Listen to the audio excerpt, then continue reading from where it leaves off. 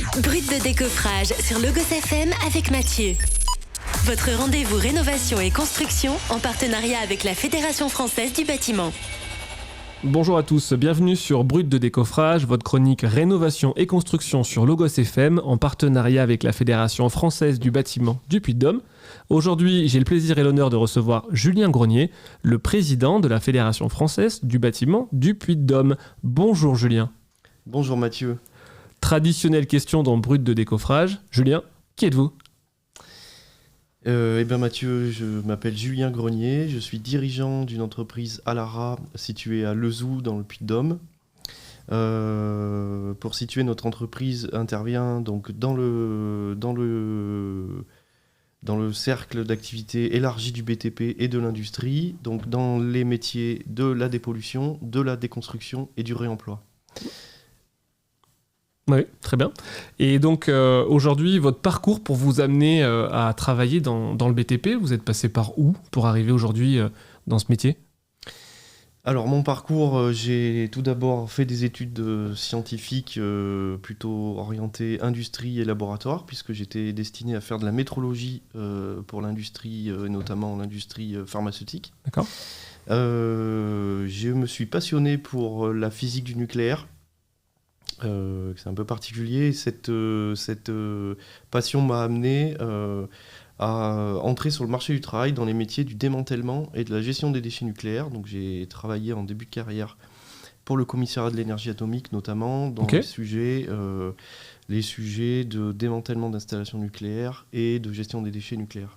D'accord, donc tout doucement vous avez glissé vers le secteur du BTP en fait. C'est ça, tout à fait. Donc comme je suis originaire du Puy-de-Dôme, j'ai voulu revenir donc pour des raisons familiales à m'installer dans le Puy-de-Dôme et je me suis recentré sur les métiers. Donc c'était en 2006, sur des métiers qui étaient très nouveaux, les métiers de la dépollution et en particulier du désamiantage. D'accord. Donc en 2006, j'ai pu intégrer une PME clermontoise qui m'a ouvert ses portes et qui m'a permis de faire mes armes dans le métier du désamiantage. Et j'ai monté ma structure en 2014 pour voler de mes propres ailes. Ok. Et aujourd'hui, vous avez au mois de mars pris les fonctions de président de la Fédération française du bâtiment. Oui. Qu'est-ce qui pousse un dirigeant à s'investir personnellement pour l'intérêt collectif de sa profession ? Alors, comme vous l'avez dit, l'intérêt collectif, effectivement, c'est ce qui m'anime, ce qui m'a toujours animé. Quand je me suis installé, je vous l'ai dit, en 2014, c'est une des premières démarches que j'ai faites, c'est d'aller pousser la porte de la Fédération française du bâtiment en tant que jeune dirigeant. Mon parcours au sein de la Fédération française du bâtiment a été jalonné d'étapes. Donc, effectivement, je suis rentré comme jeune dirigeant, donc dans la section des jeunes dirigeants. Donc j'ai pu suivre et être accompagné par la Fédération française du bâtiment tout au long de mes débuts dans le monde de l'entrepreneuriat. Ensuite, je suis rentré au bureau de cette section des jeunes dirigeants. J'ai pris la présidence du groupe des jeunes dirigeants. Et puis, il y a 3 ans, Patricia Delépine, la présidente de la fédération, m'a fait rentrer dans son bureau exécutif. Donc là, j'ai pu suivre de près notre présidente et puis commencer à voir tous les enjeux élargis de la section, de toutes les sections et des métiers du bâtiment. Donc en fait, d'avoir une vision plus large des relations sur la profession et même ce qui l'entoure, ça vous a donné envie de vous investir à un niveau encore plus important au sein de la fédération ? Oui, tout à fait. Ce qui m'anime aujourd'hui, effectivement, c'est l'aspect vision globale de l'ensemble des métiers de la chaîne de la construction. Même on parle même au-delà des entreprises. Bien sûr. De travaux. Et pour moi, c'était quelque chose de très, alors personnellement, de très important et de très satisfaisant de pouvoir découvrir tous ces métiers, toutes ces entreprises qui œuvrent pour l'intérêt collectif. Et justement, ces entreprises, comment elles vont en ce moment ? On voit dans la presse qu'il y a quelques difficultés, qu'il y a des besoins en logement qui ne sont pas satisfaits. Aujourd'hui, les entreprises du secteur du bâtiment et plus largement du BTP, comment elles se portent ? Ce qu'on pourrait résumer, c'est l'incertitude. La période est difficile. Donc les entreprises sont en pleine incertitude. On a le conflit au Moyen-Orient qui qui vient rajouter du risque et de l'augmentation des coûts des matériaux. Mais ça, c'était déjà sur un terreau qui était déjà pas très favorable. Donc on a des entreprises qui sont fragilisées, un manque d'activité qui commence à devenir très palpable, et des difficultés notamment autour de la construction du logement neuf. Ouais, on a une pénurie de logements. Les entreprises, est-ce qu'elles sont prêtes demain à répondre si on les appelle pour construire ? Ah oui, évidemment. Évidemment, les entreprises sont structurées, on a des entreprises sur un territoire qui sont solides, qui sont justement, qui ont des capacités de traiter, qui ont des capacités de réalisation. Donc nous, on est là, Fédération Française du Bâtiment, pour soutenir et dynamiser le secteur et préparer nos entreprises au futur. Donc une éclaircie est envisageable et les entreprises sont prêtes. Les entreprises sont prêtes et nous tâchons à la Fédération Française du Bâtiment de les préparer. C'est-à-dire que, comme vous le savez, le monde dans lequel on vit est en pleine mutation, le monde économique principalement, et le monde de la construction n'est pas épargné. Donc on a aujourd'hui des entreprises qui doivent, et c'est tout l'enjeu de la Fédération Française du Bâtiment et de mon mandat, qui doivent basculer sur de la performance, qui doivent être prêtes à être souples, à intégrer des segments et des secteurs d'activité pas forcément sur lesquels aujourd'hui elles interviennent, pour pouvoir diversifier leurs activités et répondre aux besoins de la construction.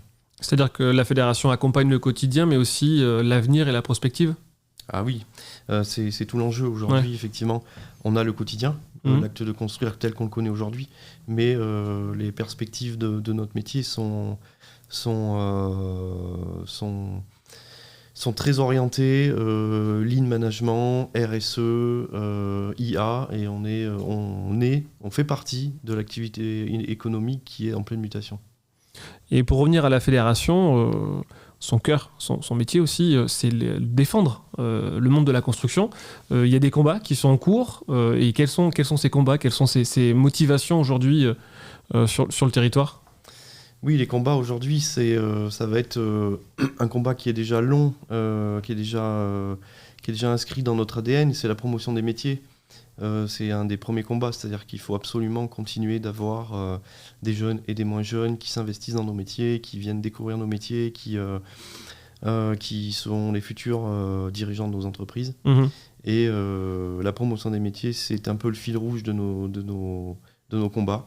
Donc on a effectivement des belles réussites comme Construction & Tech qu'on a pu dont la dernière édition a eu lieu en avril sur la place de Jaude pendant 2 jours avec 5500 participants et notamment des scolaires. Donc ça c'est notre premier des combats. C'est une belle victoire. Tout à fait. On entend discuter sur le territoire de difficultés dans les documents d'urbanisme, on entend parler les entreprises d'éco-contributions qui viennent ajouter du poids dans les difficultés de trésorerie. La fédération se positionne-t-elle sur ce genre de combat ? Alors effectivement, quand on parle de combat, il y a ces combats-là. Alors là, on est vraiment au strict du combat, parce que au sens premier, c'est-à-dire que les règlements d'urbanisme aujourd'hui sont tellement impactants sur la vie de nos citoyens et notamment du logement, mais pas que, également aussi pour l'activité économique et l'implantation de l'industrie. Bien sûr. Mais l'un ne va pas sans l'autre. Nous sommes très regardants et nous sommes très aujourd'hui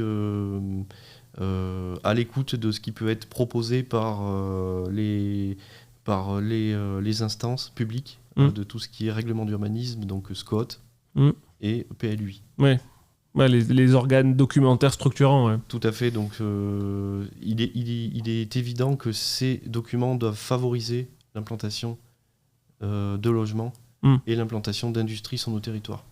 Tout à fait, bien sûr. La REP, on peut en parler un petit peu ?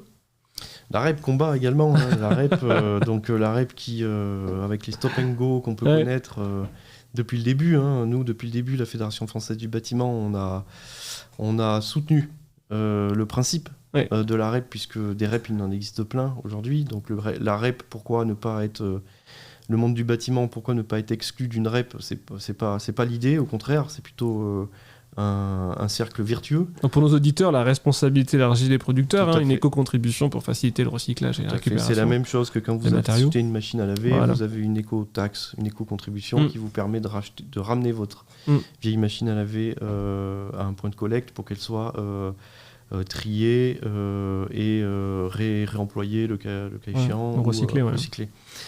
Donc le bâtiment on est concerné effectivement, sauf que la mise en œuvre de cette REP depuis le début, elle est dénoncée par la Fédération française du bâtiment parce qu'elle est, c'est une usine à gaz. Clairement c'est une usine à gaz. Nos adhérents payent une éco-contribution à l'achat des matériaux et non pas le service aujourd'hui de reprise des matériaux tel qu'il a été annoncé. Ouais. Donc en fait il y a une sortie d'argent pour avoir un service mais il n'y a pas de service. Il y a une sortie d'argent. Il y a une grande sortie d'argent de nos adhérents. Il y a une énorme collecte d'argent au niveau des instances qui sont censées gérer cette REP au niveau national. Et il n'y a pas de service associé. Et on peut le dénoncer sur notre territoire. Mais c'est valable à l'échelle nationale également. Donc les combats sont en cours. Et j'ai l'impression que plus le temps passe, plus les combats arrivent. Finalement, une perte peut-être de cohérence nationale, peut-être une perte de relation avec le terrain. On se rend compte que tous les sujets aujourd'hui manquent peut-être d'approfondissement. Oui, c'est un peu ce qu'on dénonce aussi. Alors on espère que d'être entendu au plus haut niveau national. On a un nouveau ministre du logement qui a l'air à l'écoute de nos problématiques.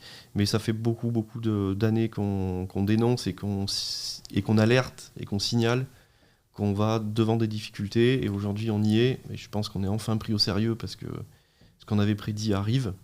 Donc on est présent, on est au combat sur ces sujets. Donc si je peux résumer un peu notre entretien pour les auditeurs qui nous écoutent et les chefs d'entreprise, seul on avance, mais tous ensemble on va plus loin ? Tout à fait, tous ensemble on va plus loin. Très bien. Merci beaucoup Julien pour ce moment. Merci Mathieu. Merci à tous. J'en profite pour saluer les auditeurs qui nous regardent sur les podcasts. C'était Brut de décoffrage sur Logos FM en partenariat avec la Fédération française du bâtiment. Vous retrouvez nos vidéos sur les réseaux sociaux. Je vous souhaite à tous une belle journée et à bientôt. Belle journée. C'était Brut de décoffrage sur Logos FM avec notre partenaire la Fédération française du bâtiment.